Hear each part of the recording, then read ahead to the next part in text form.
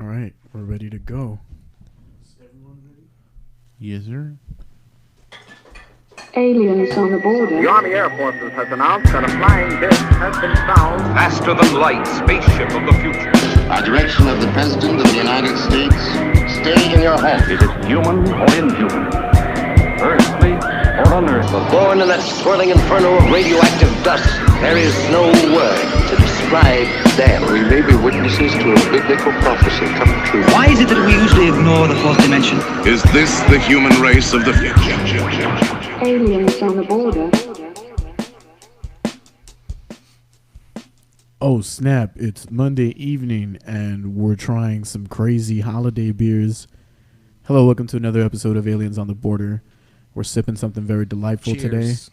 A variety of different things. As always, Roger seated over here to my left. What up? And Mr. Chris Contreras gracing us with his presence, coming through with that holiday cheer and a little bit of that holiday beer. Yes, sir. That was a great intro, Josh. Good job, man. That was really nice. I didn't rehearse that. Okay. And so we're setting things off with our sipper here. If you take a look into the Chimera, it's called You'll Shoot Your Eye Out by Karbach Brewing Company. Mm-hmm. And it's pretty great, man. It's a nice, chillaxed flavor profile. Sipping, of course, out of these Southern Star Brewing Company glasses. Our sponsors for 40F. Our sponsors right, for 40F. Right. That's right, man. What's up, Chris? How you doing? Good. I'm actually looking at your lizard back there. Is that a gecko or what is that? Yes, that is a leopard gecko, and it is actually two of them. Oh, just saw one just popped out real quick and walked up from one rock to the next. Right. Their names are Gage and Gamora. It's a male and a female. Nice. Yeah, they're Like that. Valeries, I like so I that. can't take credit for them. But they're cool. Cool. They look really cool. Yeah, they've made a couple of special guest appearances on the podcast. They've just been like hanging out on the table and shit every now and then. What? Yeah. I've never been here for that. Yeah, you were. It was like us with Innocent Android. Oh, okay. You remember? No. Damn, dude. Okay, No. well, you definitely were here. But anyways, man, Cultura Beer Garden always coming through with some very unique finds, some super flavorful beers. And this time of the year is like one of my favorite times of the year because it's got my favorite beers in season. Yes, sir. All your stouts, all your Russian Imperial stouts, all your porters, all the dark goodness. And here we go. So, Roger, tell me something. So yeah, the reason why we wanted to kind of we've done this before. We've done a beer tasting episode with Chris before. Yes. Always excited to talk about the their stock and selection for the coming season. I think last time it was summer. Yeah, it was summer. It was we were just about to get into the what was it? Was it the Selena Pachanga thing? Yeah, it was right. It was Yes, right true. before. It was like maybe a month before because we were planning on casting the week of on that day, but we didn't. If I'm not mistaken, I don't think we got to cast the week of. Yeah, but it was they like were a gonna be couple really of weeks busy before. setting Yeah, up. It was Right. pre-summer. I think it might have been April. yeah, Yeah. somewhere right around there. Mm-hmm. The spring season, but we had some really dope ass beers from Shiner. I forgot what we tried that day. I remember that's the first time I tried that pineapple coconut IPA. Right, that's what it was. Yeah, Shiner. yeah. That's The right. the juicy. That yeah. one, the juicy. That's a fucking Wicked good beer, juicy. man. Dude, that was 100% nice by the pool. It And, was Yeah. okay. So and I went to Port A like I want to say a couple of months back. I actually forgot when, but we bought some of those, and I was like, "You guys gotta try this shit." And my friends were like, "Shiner, dude, they're fucking beer snobs." right, yeah. So they're like, "Shiner, dude," and I was like, "Dude, just shut the fuck up." It's fucking Yeah, trash." I don't understand that, man. I mean, I guess I do understand where people come from in that aspect. I'm not that kind of person. I'm not a beer snob. I'm a beer enthusiast. I guess if I have to label myself, which I don't really care about labels, but I've always been a huge fan of Shiner beers since I was able to buy beer. Right. You know, so I started out with Shiner Bock. I remember Shiner used to have a Hefeweizen, and they had a Kolsch too back in the day. They had a Dunkel also. You know, those they don't do anymore. The ones I just mentioned, but over the past few years, they've been really going hard with the seasonals. And I know prior to us coming on the air, we were just talking about that. You know, some of the seasonals of this past year. So yeah, I'm a huge Shiner fan. Yeah, right now you have the Holiday candy. cheer. Oh yeah, well the candy Pecan Porter and the holiday cheer. Holiday Cheer. Love them at Cultura Beer Garden. Go also try the Shiner Ruby Redbird, which is a year-round beer. That one's a staple, in my opinion. That's one of my favorite beers to drink because it's very light. Also, if you're counting calories and carbs and all that stuff. It's a light beer, and it's flavorful, gets the job done, and it's very refreshing. Dude, I was super confused because I was at a liquor store when we were at Port A because we were like, we're going to do like some cocktails or whatever. And I was like, but let's also get some beer for the beer pong. And I wanted to get the Ruby Redbird. A 12-pack was $20. Where was this? At a fucking random-ass like liquor store on Port Aransas. That's why, yeah. Because if it's on island stuff, they're always going to mark the stuff. I know. Oh, that's for like, sure, man. What? Like $20 for a 12-pack? Let's get Lone Star instead. Yeah. So we ended up just getting the fucking the pineapple coconut IPA. And everybody was like, damn, this is fire. And I was like, don't underestimate the boys, man. Yeah. Shiner has I got agree. some good heat. I agree. Here. Shout out to Shiner right here. Shout out to Beers. Shiner. Lucky Shiner Cup. Shout out to, we're out here trying to help you guys get informed on all these beers and shit. So, yes, our last episode was also a beer tasting. It was a very different beer tasting. Right, yeah. There's a difference between a beer tasting episode and a drunk cast. Yeah, it was more of a beer session, I believe. Right. Yeah, it was more of a session than a beer tasting. Right. But you want to get right into it? Let's do it. Yes, absolutely. Let's first see. one. Let me go into my magic box over here and see what comes out first. Let's see what comes out first. Dip your hand into the fucking Pandora's box. All right, so what we got here, ladies and gentlemen, is Community's Sneakerdoodle Ale. So I just got this in today. So an ale brewed with cinnamon and vanilla. I think they released this last year. It didn't come to our region. I did buy a 6-pack. I think I was in San Antonio and I bought a 6-pack. And Valerie drank them all. I never got a chance to try it. Damn. So she loved it. So today we'll try it. So this is gonna be your straight first impression. Yes, absolutely. Nice. Awesome. Yes, I'm actually very excited about this beer. And we're talking about stouts and porters, that kind of stuff earlier, and with the weather, today's a nice cool day, so it's definitely stout weather, porter weather. But this is a holiday beer, obviously. Sneakerdoodle, the cinnamon for me, vanilla and sweets, that kind of shit.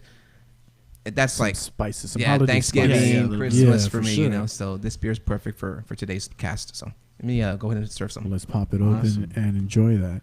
And now, viewers at home, what are you currently drinking? Are you also, partaking of the alcoholic beverages? What are you up to right now? It's the holiday season. Your friends may be coming back into town, or you may be coming back into town yourself to visit your friends and your family. So, dude, why do you have the NPR voice on, dude? I don't have the. This is my voice, dude. It's not your voice. This is my voice, all man. Right, cool. I'm sorry. Very cool and suave, I hope you had a good time during Thanksgiving. I hope your Thanksgiving was great and full of just dumb arguments with your family. Those are the best. But we're having a great time out here, dude. Just a couple guys. Here we go. Look at that. I'm sure he's gonna open up after the second beer. Trust me. His voice is going to change. Oh, man, this does smell very good. Mm-hmm. Some Snickerdoodle Ale. Oh, man. Community. That's actually really, really good. And light, too. Let's figure it out. Oh, boy. Wow. That tastes crazy, man. Yeah, you definitely have the cinnamon and vanilla in there. You feel it right away. Yeah. That straight up kind of tastes like a Snicker bar. What? Snickerdoodle bar. Yeah. Yeah. I love Snickerdoodles. Valerie makes them for Cafe Dolce, and one of my favorite cookies. I love cinnamon, vanilla, obviously. So Snickerdoodles are a very simple cookie to make, and they definitely do bring the holiday cheer, to any household. Kids love them too, so it's cool. So now we have a beer version of it, so it's pretty. So now the girls can enjoy it as well. Yeah, man, it's amazing, dude. Yeah. And you definitely get the vanilla first. You get the cinnamon once you taste it. Yeah, the after. Mm-hmm. What type of holiday events or events in general do you guys have planned for this month at Cultura? Oh, I already saw 2 of them pop up. It's pretty cool. As a matter of fact, as we're here enjoying beers, Valerie's at Cultura, and Kendra, they're there together right now, making events. We already have the events, but now they're actually posting them on Facebook and whatnot. So we have our annual s'mores night coming up, which will be featuring Shiner S'mores beer. Yeah. And trust me, I'm not sponsored by Shiner. I'm really not, but we are. No, I'm just kidding, we're not. But I'm just a huge fan, and also I do appreciate the fact that they bring in these fresh, seasonal beers. So s'mores beer or s'mores ale actually, and that was really fucking good. So that's gonna be one of the first ones that we're gonna be having soon. I know we're talking about doing also a stocking decorating event, which I think by this time it's probably already out on Facebook. They probably picked out a name for it already. So the ugliest that one's coming out too. Yes, that one's gonna be sponsored by Miller Lite. I know it's not craft, but they do have some really cool ugly sweaters that we're gonna be raffling that night. Oh, awesome! Nice. Yeah, so we'll have other beers as well, but that's also gonna be sponsored by Miller Lite. Is beer your favorite part of the holidays? I feel like beer's your favorite part my of favorite everything. part of living. Right. I love beer. I love cooking with beer. I love drinking it, obviously. So big fan of beer. Speaking of cooking with beer, I watch Chopped every now and then. Yeah, right. And they had like a whole beer episode. Nice. And I was like, damn, like I would have no fucking clue what to do if I was there. Like, here, man, just cook with beer. Like, I'll make you some beer brats, dude. Here, there you go. As far as I know. That's a good start. Yeah, man, beer brats, beer cheese. But what is your favorite dish to cook with beer? Oh man, I like doing chili with beer. Oh wow! I went crazy once and I made a beef chili basically with I think it's the Real Ale Commissar. That's the Russian Imperial Stout. So I use that for chili to braise the chili. Yeah. Oh jeez. Yeah. So it was a very very strong, spicy. Oh, I also used ghost peppers for that. I went crazy with that chili. Yeah, I went hard, man, and it was a fucking really good chili. I actually made it for a Christmas party that we had for my friends. Probably like 3-4 years ago. And then about a year ago, the Laredo Girls Pint Out Club, they got together at Cafe Dolce, and I decided to make them a special menu. So what I did was I did a Shiner mushroom huilacoche quesadilla. I did St. Arnold's Elisa Imperial IPA mac and cheese. I did a Carbach lemon ginger rattler vinaigrette salad. Damn, dude. What else did I do? So I might be missing some things. I made a chili also that day. I used the fuck did I use for that chili? I might use a Stout for that. Yeah, I went crazy that day. It was like a summer. For those of y'all who don't know, Chris has culinary training. Right, you went to school in. I did not go to school. Self-taught. Oh, really? Yes. I thought I remember from the last time that we spoke that you had mentioned that you had actually gone to Austin for Valerie school. Did. Oh, yeah, Valerie went to culinary school for baking. Baking. Yeah. Oh, yeah. There you go. Yes, and then in that same process, she was teaching me how to do stuff. And because they have to also take, the basic culinary, classes. And learn by they proxy. go on to exactly. So she taught me a few things. I taught myself a few more things. Just reading books, buying books, and just trying shit out. Basically, just experimenting. So this is about 12 years ago. Yeah, it's a great talent to have, man. Like I love cooking, but I don't think I could ever just like kind of. I think it takes you have to have a very sophisticated kind of like palate to kind of go in and just say, oh, I know this is going to pair really well with this. But you're not born with that. Like, you have to develop that. Yeah. Like, you have to try things out, and the way I learned how to cook was just trying different cuisines. Because if you just stick to just Mexican cuisine, yes, there's a lot of spices. In Mexican cuisine, we can be here all fucking night talking about that. I can tell you, where this and this comes from, which is not even Mexican based. It's from Asia or whatever. But besides the point, try doing, Indian food, and they use spices that you're not going to use for Mexican cuisine. So then now you start to develop your palate. Yeah, exactly. Right. A cardamom and a garam masala, shit like that. So you start to develop your flavor profiles. Right. And then when you try food, you're like, I could taste this and this and that and whatever. And so over years, one of my favorite things to start getting into has been curry. Like, I love curry. I make a good curry. So we shop a lot at the Joseph store, which is not that far from Cultura, and they have this area is just like a lot of like Indian food that they have kind of just there for you to try. And can you put that on blast for a second? Because this is the first I ever hear about that. What? Joseph's food store? Yeah, Joseph's dude. So it started off. It was the first one that was next to New Vision Church on Meadow. And Plum and Meadow. Yeah. So it was on Plum and Meadow, and then in that one. That's the first one we started going to, and it's basically like a donation-based like food store because it's all stuff that gets donated from like H-E-B and other grocers that don't It's not necessarily the stuff that's not wanted, but it's just stuff that gets, like, I guess, bought less. Mm-hmm. Like there's not really a market for it. Yeah, exactly. And so a lot of it ends up being vegetarian, vegan kind of stuff, which all like India uses. So they bring that over. One of the things that Kiana tried not that long ago, which was really good, we use these Morning, I think it's Morningstar or something like that. Morningstar soy-based chicken strips, right? So she's all about being like a vegetarian. So we cooked those up, and then she put it on some quinoa with I think some like veggies, and then from there poured like that coconut curry that comes already prepared. Yeah. And dude, oh my god, it was so aromatic. Like that's probably my favorite thing about it. Yeah. And it's not like overwhelming or super spicy, but it was just so good. Like it's just the flavor. Like it's hard to explain because it's like I only just barely got into it like recently. So to get into it and then have like a new food to experience, and you start getting into that route. Food critic Roger 2020. No. We've been saying we keep talking food. Like we always end up going back to food. It's true, man. It's so like we're the talking universal about starting thing. Beer and food. We're starting another podcast called Aliens in the Kitchen. Yeah, there you go. Hit me up for that one. I'll show you guys some stuff. Oh yeah, I'm super down for that. Yeah. So you guys aren't aware, Cultura Beer Garden. Lately, okay. So the last time we talked, it was actually not fresh. I think it was you guys were just barely going on your like 6th or 7th month at the time. Yeah, probably. Yeah. So at this point, it's been how long since you opened up the Salinas location? A little more than a year. Than a year. I think it was September. Yeah, this past September it was a year already. Right. Yeah, first year anniversary. The year anniversary party. In that location. But Cultura's been around for 2 years.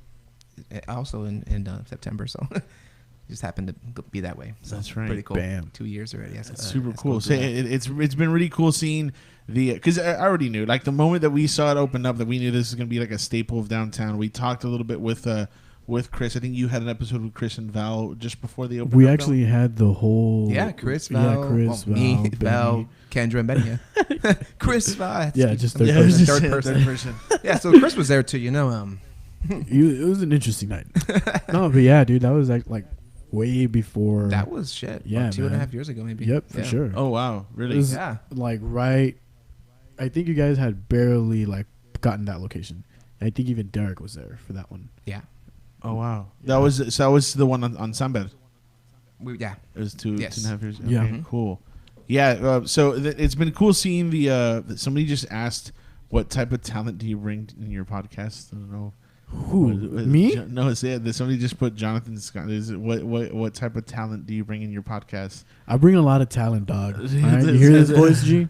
I'm just playing. No, it's just like, dedicated Laredoans, man. That's what it is. The people who got a talent for a lot of things. So one of the things that we're getting into it is that Cultura, we've been seeing the place kind of develop into something different. So now we've got the comedy going, right? You've got art shows that are happening upstairs. I think there's going to be a Border Slam event next Thursday as well.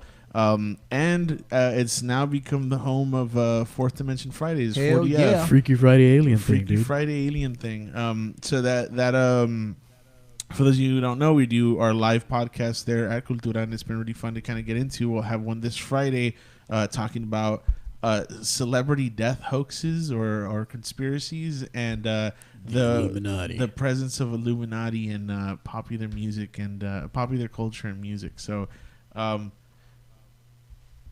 it's gonna be fun. Cool. And interesting. It should be a lot of fun. So what are you most excited about, man? Because I've been seeing like there's a lot of stuff popping up there, and I mean what aspect of Cultura has become like, I'm not gonna say your favorite, but one of the, I guess, like the more surprising things, because I imagine like you guys are always open to just about any collaboration I've seen. So just about anything. Yeah. So we draw our lines in certain aspects. Just we've learned from the past. Not to get too involved with political. Heavy political events. Right. We've learned in the past, and so just keep it fun, keep it interesting, and keep it neutral. Keep it neutral, basically, yeah.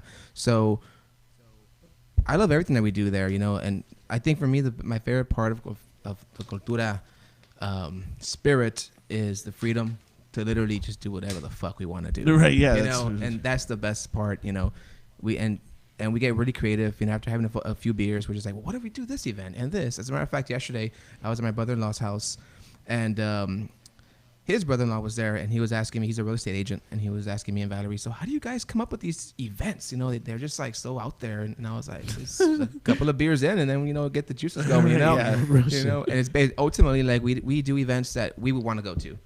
You know, it's like people always sit around and say, man, it'd be cool if someone did this, you know, and I'm in a position to do it, you know? So we are as Cultura, so at that point we're like, well, fuck, we can do that. Right. So let's fucking do it.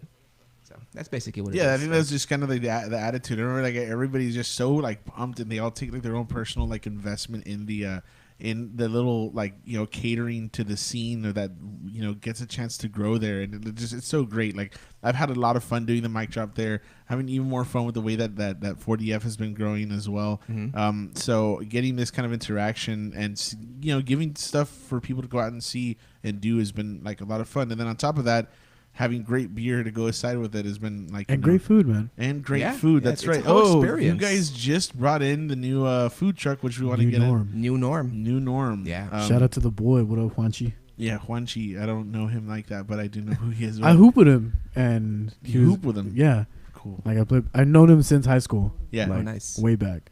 It's dope.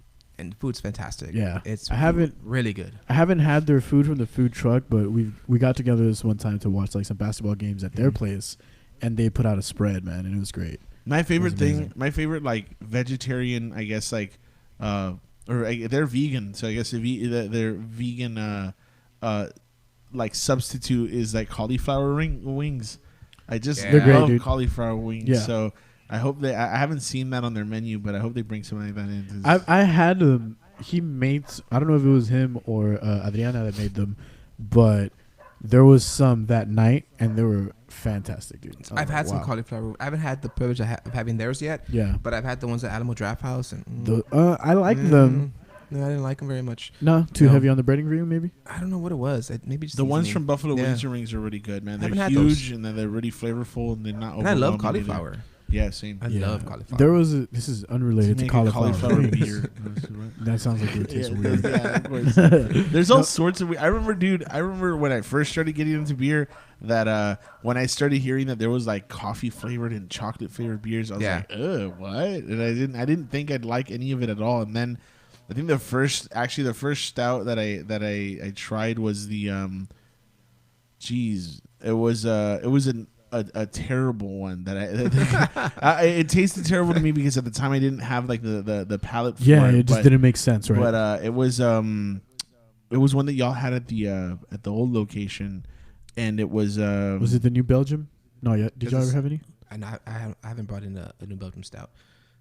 It was a stout, right? It was a stout. Shit. It was probably an imperial one too, because I remember the way you were describing it to me. You were like, it's like oil. So when you were like swirl it around, Oscar Blues, yes, Fitty Fitty. Yes, that's what it was. Yeah. 1050. I'm sorry, 1050. 1050. Yeah. And when I tried that, I was like, I don't like this at all. And then that's a good. Started one, getting into like a couple of the other ones, which I think was another Oscar Blues is the Death by Coconut, right? Yeah, that's a good one. When I tried Death by Coconut, that one's fucking great. I love Death by Coconut. Is that a game changer for you? Yeah, Val was actually the one who recommended it to me because she was telling me that how much it was like her favorite one to drink. So I got into that. That's a coffee porter?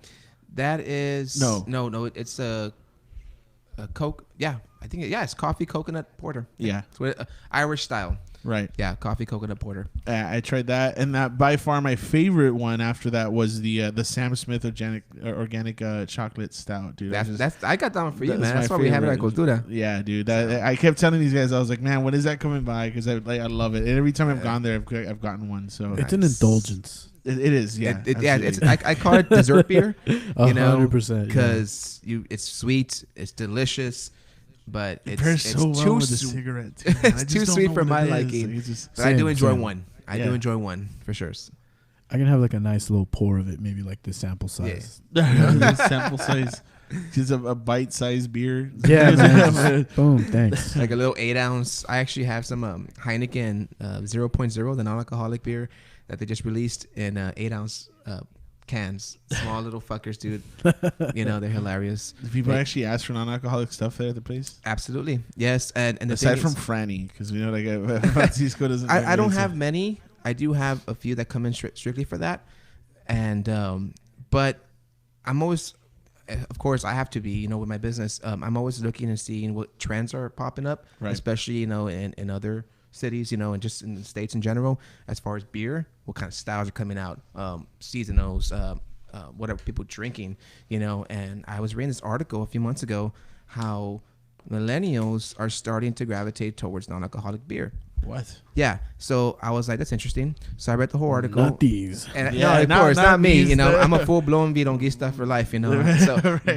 But no, I appreciate it though. And for me, it's the same. If I sell them, you know, a Shiner Bock bottle, it's the same price as getting the non-alcoholic. So I'm still making profit off of the beer, you know, regardless of if they're gonna get drunk or not. So I started thinking to myself, well, why don't I bring in a good variety of like really good non-alcoholic beers? So I did. I started bringing in from Germany, Klaus Holler. I brought in their premium non-alcoholic and also the amber non-alcoholic. Really good beers, you know. And you should like not tell people and then just watch them pretend to. I've done that before, not at the bar. Before I had the bar, just hanging out with buddies and whatnot. I used to go to parties and get really fucked up. All right. So to the point where like Valerie would tell me like, dude, like you got fucking drunk last night, and I was like, I know, I'm paying the price right now. So then I started to get smarter. So what I would do is I would buy a 6-pack of good beer, really good beer, and then a 6-pack of non-alcoholic. So I drink one real beer, and the second beer would be non-alcoholic. Nice. So once I had 3 beers or 4 beers, it'd just be 2 regular ones, 2 non-alcoholic. So that was kind of how I kind of gauged myself, you know, because I'm a social drinker, you know. So yeah, and that worked out just fine for me.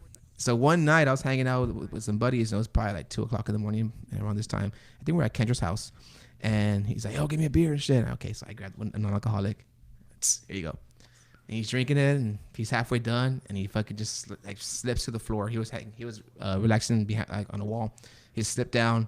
Fuck, this beer is hitting me hard, man. Oh, no. Oh my God, awesome. What this German beer is so good. I'm getting fucked up. And for a second, I was like, he's fucking like he's being sarcastic. And no, he really thinks that beer's hitting him. Oh, I had to break the news. Like, hey, homeboy, like this is not alcoholic beer. Did he sober up like right away? Was that what happened? Or he passed out. Oh, he passed out like I don't know, 5-10 minutes later or something. He went to the couch.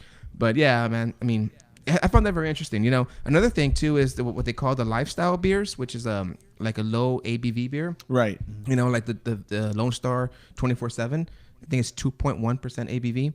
What? Aren't like session ales around that time? Session ales are anywhere between 4 and 4.5. Okay. Some go up to 5. But they're low cal, that kind of shit. You know, like the low cal IPAs, that kind of stuff. They're good, you know. But those are mainly called, they call them the lifestyle beers. People like Michelob, same shit, you know, Michelob Ultra, you know, people want to watch their figure, you know, they count the calories, 64, Bud Light, 55, that kind of shit. But we sell those too, you know, and people, they go for that shit and they like it, you know. So I try bring in more, you know. Now that crafts are getting on that as well. They're jumping on that bandwagon and they're making those low cal, low ABV beers. Cool, you know. At least for us, you know, we're making money off of it, and they're not getting that fucked up. Yeah. So they won't be a problem, you know. You don't have to cut them off early. Yeah. You know, so it's pretty cool. I'm surprised with that Lone Star 24/7. You know, that came out this year, and I'm saying I'm like hotcakes there at Cultura. It's crazy, you know. So I've actually never had any of those. Yeah, none of the ones that you just mentioned I've had. If I've had them by accident, not on purpose. It's you know, people like to day drink. You know, I don't. You know, so like for brunch, we push those. So it's not just fine. Oh, I'll swing by. I'll swing by Cultura in the afternoon, like occasionally, like it's like lunchtime or whatever. Mm-hmm. And if I have the day off, let me get one. That's actually when I tried the community. Was it Legion? It was a barrel aged stout, right? Yeah, barrel. Yeah, bourbon barrel. Oh, yeah, barrel aged. Sorry, barrel aged. That's good. It was so good. Stuff. It was what those are aged in coffee barrels. Is that what it was? Or most of the time it's bourbon. Oh, okay. Like spent bourbon barrels. I have one from Founders right now. It's called the CBS, and that one is barrel aged in maple syrup bourbon barrels. Right, you had told me that, right? Yeah, that one's fucking good, dude. That sounds crazy. It's delicious. And this, what I have right now, is probably the last I'm gonna get ever. They're not making it anymore, so That might be it. What? That happen to you? Yeah. Does that happen to you a lot, where you find like a beer that you just like really love, and then it just Unfortunately, it happens a lot, and it's why is that like a decision from the yeah. okay. The breweries will just kind of try stuff out, and then sometimes seasonals will become flagship beers just to pay on sales, or if it's not doing so good, they'll just get rid of it, or on to the next or one. the worst case scenario would be the brewery just closes. Right. They should that's just happened put out with- those recipes, man, for people. Which one Yeah. just Fuck it. recently closed that I actually really liked, man? Well, there's been two since I've been open as Cultura that I was a huge fan of, both Texas breweries, and they closed down, unfortunately. So Big Ben Brewery was one of my Big favorites. Ben, that's the one we were That talking one about. closed, and that fucking sucked balls, man. I'm still missing those beers to this day. And then Goliad. Yep, there it is. Goliad also was another brewery that was doing really good craft beers, and unfortunately they had to close too. That sucks, man. Hopefully Yeah. they come back with a vengeance or I something. hope so, yeah.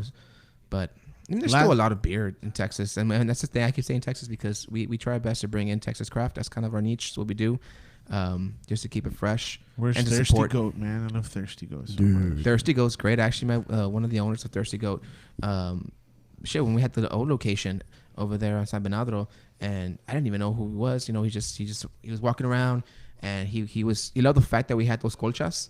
Right. Because we've always had them, and it was actually winter time, and he went and talked to Benny. He's like, "Hey, dude, like I'm an owner of Thirsty Goat. You ever heard this place?" Like, "No, but let me call Chris because he knows about breweries." Here I go. What's up, dude? And he's from Laredo too, so he was here. He was here visiting his family. I forgot his name. I think it's Armando or something, Alejandro. Anyways, I have his number. I never called him, but I should probably. But I ended up talking to him that day, and he's like, "Yeah, dude, like I'll send you guys a keg. I know you can't sell it because we can't distribute this way, but you can just give it away. I'll fucking drink it." I told him whenever I go to Austin, I always go for the amber. The Thirsty Goat Amber is fucking good. Yeah, that's what I had. They had it on tap at one of the bars that I performed at. I think it was it Brooklyn Street or something? I forget the name of it. But yeah, they had them on there, and I was just Mikey brought them down for the last beer cast that we did. So it was really cool, just like trying it. And then what was the other one that we tried that I really liked? The IPA is a Kung Fu Robot. Kung Fu Robot, yeah, that one was good. Yeah, I forgot who made that one. It was Thirsty Planet, right? Or what's Thirsty Planet is the brewery. That's Thirsty right. Goat Yeah, you're right. is the Thirsty amber Goat ale. is the You're amber absolutely ale, right. Yeah, Thirsty Planet. Yeah. And then they have like the Buckethead one, which is their IPA, which is really fucking That strong. one's really and good it's too. good too. Kung Fu Robot was dope. They actually like at Austin they sell like a Taster a varieties? 12-pack. Oh. No, a 12-pack of the Buckethead, but like in a weird shaped box that looks like an octagon almost. Oh, wow. Really? It's dope. Like it's a bucket literally. Oh, that's funny. Yeah, it was pretty badass. You pay a premium price for the box, obviously. But like, Do you really? it's aesthetics make- Yeah. they go a long way, Kind of man, like you know? Apple, the way they box their shit. You're paying for that Yeah. too. That's funny. Yeah. Clown. I mean, I don't know if Clown Shoes Clown is Shoes. a Texas brewery or not. I don't think it is. so. Right? I think they're But they have fucking they're East Coast. amazing fucking they do graphics. have good stuff. Yeah. Their graphics are fucking awesome. That's another thing about craft beer that obviously like I go for, is the aesthetics, how cans look. Before I order anything, I'll read, what it is. I'll look at my inventory. Okay, this is a new beer from so and so. I'll go onto the internet and I'll look it up. Oh, that's a fucking cool looking can. All right, fuck, let's give it a shot. So I put it on my You list. judge a on my beer order. by its cover. Yeah. 100%. Okay, so speaking of which, let's go on to the next one. All right. All right. So I've been trying to get this one in for a few weeks already, and Odell Brewery in Colorado. These guys make fucking cool looking cans, man. Yeah, that is nice. really cool. I Look see at that. that. Show to the This is the camera. isolation ale. So this is the winter warmer. Here, go for it. Bam. Every fucking can that I've gotten from Odell's, beautiful artwork. Whoever does their artwork, kudos to them because, man, it's a fucking cool looking can. Everything about it just awesome. Yeah, I like tells it. the It's got story that of the like beer, purple kind of blue tone. Yeah. It's pretty cool. It's super awesome, and also their beer is phenomenal. So I haven't had this one yet either. So First impressions. yeah, Excited. let's see what happens. I've been excited about this one. So winter warmer's basically a spiced ale. Uh-huh. So let's see what happens. Marcelino Garcia says, great beer talk. Yes. Frank says, those 0.0 are good palate cleansers between beers. What Frank? Frank Martinez. Which one? I know two. The one with Hank, the pup. Oh, okay, my buddy Frankie. What's up, Frankie? I think that's him, right? I'm not Yeah. sure. That's crazy. Hey, so That's yeah, actually a all good this the beer talk is brought to you by, of He's course, the man, the myth, the legend, Mr. Chris Contreras from Cultura Beer Garden. Oh, thank you. You can find all these beers at Cultura. Are all of these in stock right now? You got all of them up? Yes. If not tonight, definitely tomorrow. I know that the Snickerdoodle just came in today. Isolation Ale came in today, so we'll definitely make some space for them on our fridge. Yeah. We waited. We postponed this podcast from last week to this week, so we could show you guys these beers to see what's coming in for the new holiday stock. So these beers will be available, if not today, then tomorrow. You said, right? Absolutely. Awesome. Antonio Lara says, "Save me one." Oh, that's Luis from El Puesto. What's up, Luis? Boom. Oh yeah, El hey, Pipiri man. Pao. Yeah, dude, that's awesome. That's like a fucking taco truck now, right? No, it's like a little It's a spot. Yeah, it's a little spot. You know, there's like a convenience store. Also run by the guys from El Puesto. Yeah. Wow. That's him. Yeah, he has a little shop called taco shop. So this is while he's getting the brick and mortar That's right. Puestos done. Yeah. Awesome. Cool. Yeah, exactly. Hey, we'll talk to you soon, man. We just want to get you on the podcast too. So. Definitely. Let's try some tacos. A taco tasting. I miss El Puesto so Dude, bad. I fucking miss El Puesto, dude. That was like lunch and dinner. Fire fucking tacos. Yeah. Dude, and not only that, but they did so much with their tacos to make them like that gourmet style that it pairs so well with most of the beers there. Like, it's absolutely. Just, we would talk about beer pairings all the time. Yeah. Me and Luis, and his tacos are something else, dude. They're just like they stand alone in Laredo, dude. Yeah, I would say like, even in South Texas in general, Yeah. you know, like he went over to him and the El Puesto crew participated in last year's Taco Fest in San Antonio, and there was tons of participants, and fuck, dude, no one, like, they were just mediocre tacos. Right. The thing is that people didn't understand. Like, they would have his taco and they were just like mind fucking blown. Like, really, right. They were like, holy shit. They would go and get their friends. Come here. Hey, you gotta try this one. Here, you gotta try these tacos.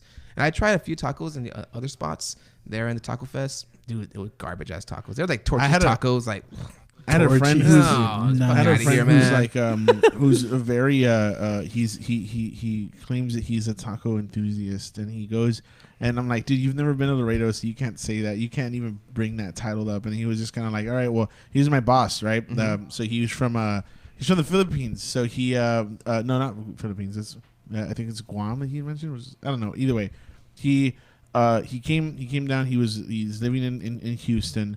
And I brought him to El Puesto. Like, I brought him to go check it out because I was like, dude, you have to go check out this place. Not only is the venue super cool, but the trucks that they have there are nuts. And so we went and we tried out El Puesto. And I think I had showed him he had the barbacoa de brisket one that he had, and I think that he had the grilled shrimp taco at that time also. That's my favorite. And so he was trying them, and he was just like, again, mind blown, dude. Like, it was just amazing there. He made his own tortillas, and the homeboy fucking made a menudo taco. Come on. Oh, yeah. That's next that level. One was fucking good. Pozole taco. This guy was something else. We're man. missing you, man. We're really AJ, excited. Good luck, dude. Good luck with the brick and mortar, man. Open El Puesto, dude. Brick and mortar. Come on. Let's do it. We're waiting for you. Catering, dude. Tengo hambre. All right, so what's your impression of this beer, man? You know what? I thought it was going to be a lot stronger, but I thought it was going to have more spice to it. yeah, me too, but it's very enjoyable. Yeah. It's very, it's got that ale flavor 100%. I can't get any aroma. Same. That's what I'm like. I don't know if it's me or it's your instance, I think. Oh yeah, it was pretty hard for it. Oh man, it's because last episode it got too hot in here. No, it's okay. Terrible. Luis says we're gonna start the new year with the new El Puesto. Ooh. Nice. Cheers to that. Nice. That's awesome. Everybody go and follow El Puesto. Check that out. Let me get this camera quick. So. Yeah. What's the ABV on this bad boy? 5.7. 6. Oh, very close. Actually, I really like this one. It isn't what it is. No, it's just it's such an easy drink, and it's just like so like flavorful. It's like really satisfying.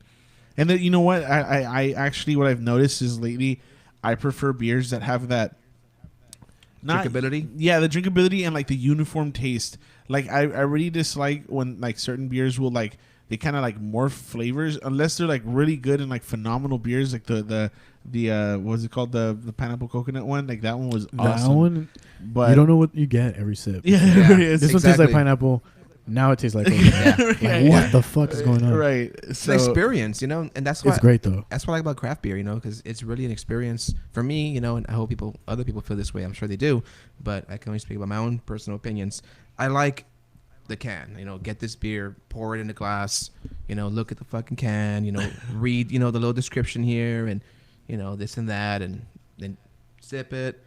And whatnot. Like, it's an experience. You're paying money and experience the goddamn beer. Don't just drink it. If you want to just drink beer, then drink Miller Lite. Yeah. Just drink some booze. I think part of the experience. Like, I really dig I do like it with the drinkability of it. But if I'm gonna get like crazy with something, then it's gonna be like high ABV, because then I'm gonna be like, just one beer and I'm good. Dude has been my favorite, dude. Honestly. Yeah, we're going back to like stouts and porters, or especially like the barrel aged stuff.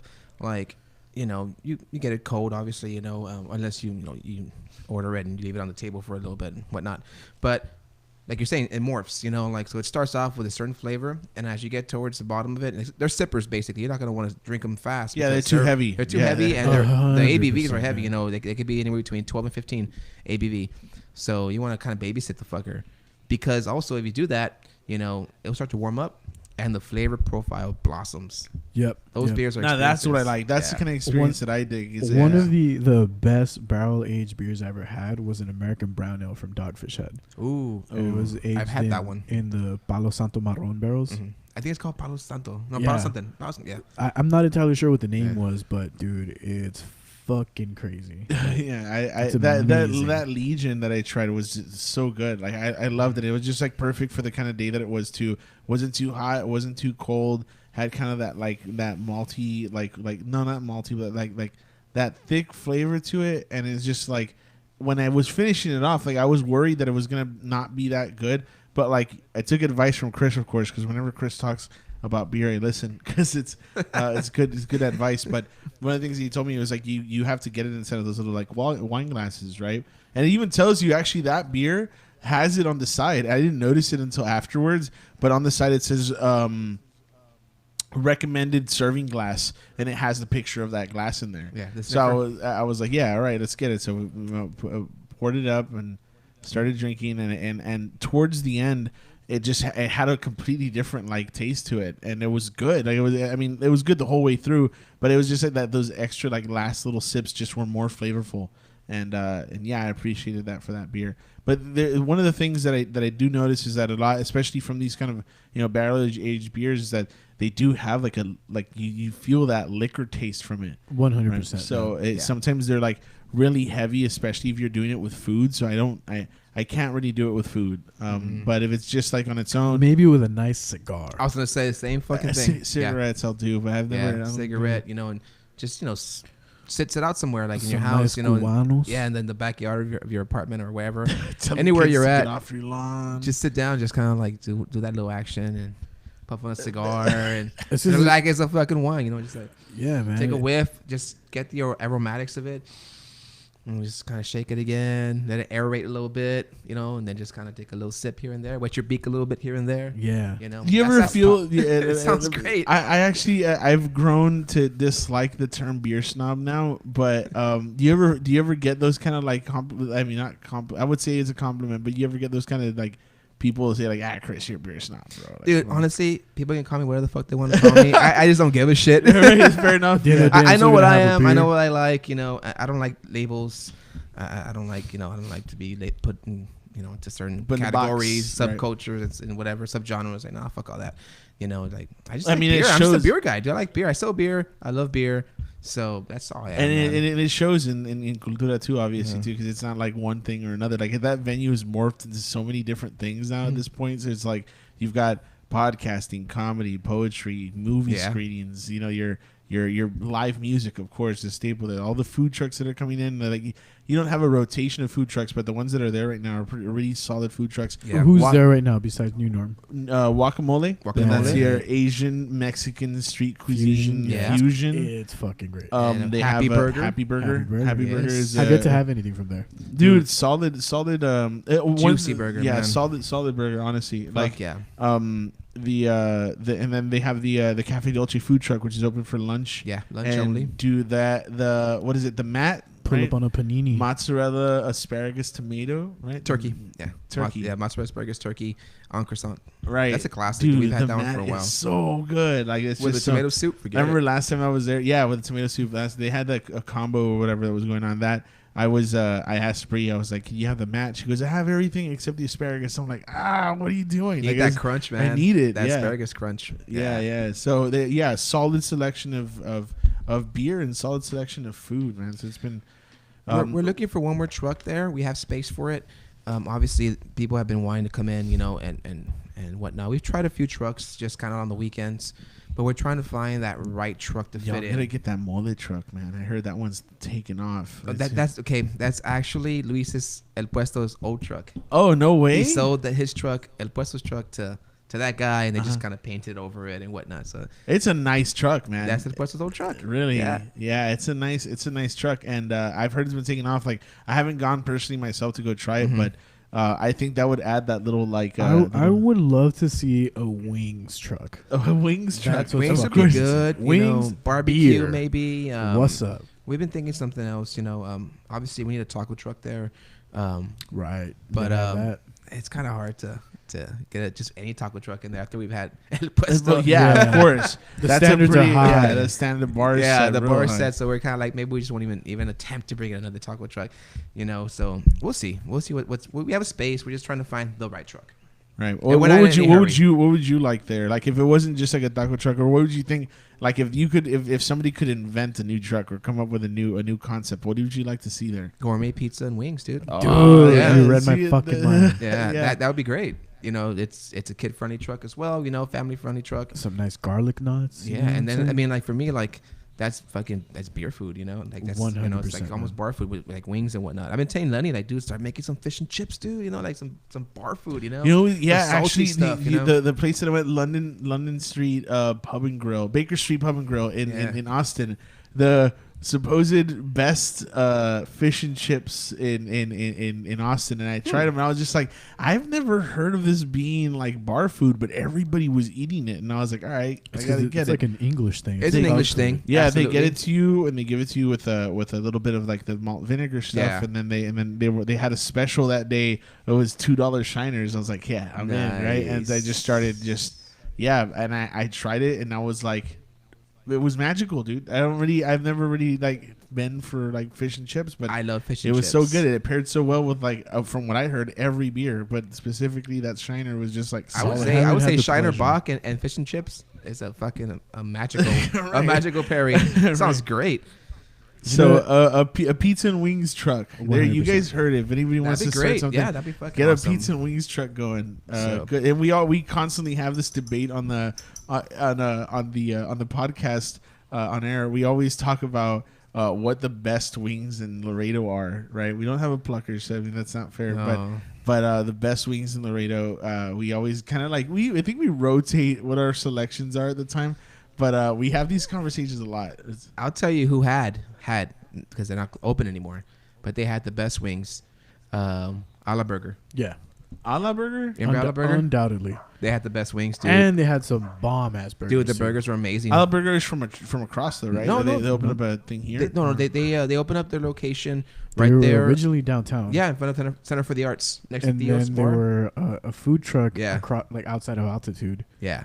And no, I don't know. They're not anything. No, he closed down.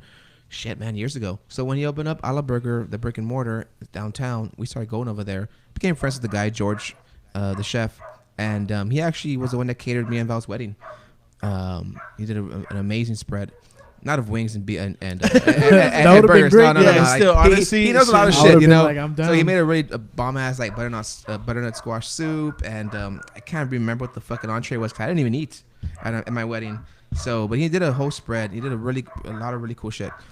But anywho, he closed the brick and mortar, opened up a truck, and then we had him come a couple of times when we were at the San Bernardo location, and then he closed the truck, and now he's the executive chef of Culture Social Bar. Dude, we just talked about that the other day. Yeah. It's just like, hey, is there a Cultura clone popping up somewhere? And I was like, no, I don't think so. They're like, it's not a beer garden, but it says something else. I'm like, oh, Culture Social Bar. Yeah. That's not at all original. It's kind of a, but what does that even mean? What's a social bar? It honestly, it sounds like a strip bar. And that's no offense to y'all at all. Like, how do you feel about that, dude? Well, good luck to them. You know, really, like I don't. Yeah. Do you know who's running that at all? Or? I don't know who the owner is. I know. I just found out a few weeks ago that George was the executive chef there. He's a really good chef. And I'm sure his menu is fantastic. You know, maybe we can go get some wings there. Could they choose? Could they have chosen a better name? 100%. I mean, a little more, more imagination, maybe. You know, trying to think out of the box. You know. Yeah. You know, but hey, whatever. So. It's all good. I mean, we have our own thing going on. They're completely different businesses. Yeah, they really are. Oh yeah, I saw this the setup. Like we have our identity already. So it's weird. Like I don't think I could ever say like, hey man, let's go. It's next to Burger King and KFC. Like I said, I don't know. It feels a little weird. But I'll probably go and check it out either way. Just supporting local stuff either way. But of course, I'll go for it, man. Really, I mean, and I think it's a good location for them. You know, up north. So cool. Yeah, I think hey, so you know what? Here's the thing. We haven't talked about this in a while, but so last time we talked, we did talk about like the downtown scene and like the state of the downtown scene as of late. What's your opinion on the current scene? Because it's changed a lot. Like it went dramatically in one area that I was not expecting it to go. And it's not to say that I don't like it anymore or anything like that, but if I more just gravitate to two areas, which is just cold brew and Cultura. Yeah. And that's it. If I go to anywhere else, occasionally I'll go to Electric Lounge. A new place just opened up that I performed at Los Olvidados, you know, it's a thrift shop / coffee place, and so that's going to be interesting. But for the most part, I've seen a lot of very like low effort bars open up, and it's concerning. What's your opinion on that? I don't know. I don't want to say concerning. I'll tell you this. I'll tell you all about it if you get one of those beers. Oh yeah, of course. I've been eyeing them. Oh yeah, eyeing them. Wait, not around. Just say Let's go. Trying to pour pass them out. Someone's got to drink them. So. Maybe concerning is the wrong word for it. I wouldn't say concerning. I just think we had kind of set like this expectation of where things were going to go, and then it ended up being the crowds that gravitated over here. Where the crowds were, or the need for a new Howl's kind of scene opened up, and now it's like each place. I'm not even kidding. There was one time I was walking down. And it wasn't not bars. There were clubs, and there was one club that was playing the song. We walked down two more spaces down, and the other club was playing the exact same song. And I was just like, a lot of them are very cookie cutter. Yeah, that's the word I wanted to use, but I just don't know if that's like disrespectful. But because I don't want to like put you in a corner either way. But no, I mean I'm not. I mean I'm not gonna. Okay, let me give you an analogy. So, remember when Pingüinos opened up? Yeah, of course. And then there was Los Pingüinos and Pingüin and Las Pingüinas, and they had the same fucking color scheme. They had the orange and the lime green. Right. You know, and so it's one of those like, oh, I see you doing it, I can do it too. So, like, you know, type of mentality, which is cool. Like, go for it, man. For me, like, this is what I had been hearing for a long time. They wanted to do a 6th Street style street downtown. They called it It Street, which my buddy Victor Maurice Navarro is the first one to have coined It Street. I told him to get the trademark for that, but I'm he did. You know, but anywho,